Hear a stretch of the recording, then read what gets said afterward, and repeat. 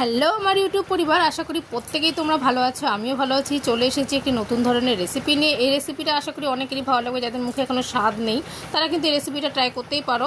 অনায়াসেই কিন্তু স্বাদ ফিরে আসবে মুখের। আমি বাড়িতে ট্রাই করেছি আর আজকে তোমাদের সাথে শেয়ার করছি। এটা হচ্ছে মিষ্টি কুমড়ার পাতা। পাতাগুলোকে ভালো করে ধুয়ে বেছে নিয়েছি। আর এদিকে মাছ নিয়ে নিয়েছি, এদিকে পেঁয়াজ, রসুন আর শুকনো লঙ্কা নিয়ে নিয়েছি। নিয়ে পরিমাণ মতো তোমরা নেবে। আমি নিয়েছি অল্প পাতা, তো তোমরা পরিমাণ মতো নেবে। পাতাগুলোকে ভালো করে ধুয়ে সেদ্ধ করে নিয়ে জলগুলোকে আমি ছাড়িয়ে নিলাম, চিপে নিয়েছি পাতাগুলোকে।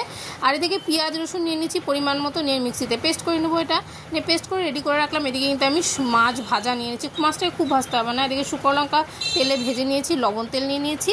এখন কিন্তু আমি একে একে লবণের মধ্যে শুকনো লঙ্কাটা দিয়ে ভালো করে আমি মেখে নিচ্ছি বলতে মানে ভালো করে, মানে যাতে লবণ আর শুকনো লঙ্কাটা ভালো মতো টেস্টটা পাওয়া যায়। এদিকে মাছগুলো কিন্তু আমি কাঁটাগুলো বেছে নিচ্ছি। অবশ্যই মাছগুলোকে কিন্তু কাঁটাগুলো বের করে নেবে, নাহলে কিন্তু গলার মধ্যে কাঁটাটা বেঁধে যেতে পারে।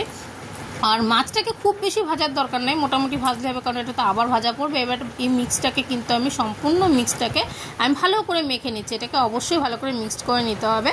নিয়ে কিন্তু কড়াইয়ের মধ্যে কিন্তু আমরা সর্ষের তেল দিয়ে দিলাম, দিয়ে মিক্সটাকে দিয়ে সুন্দর করে ফ্রাই করে নেব।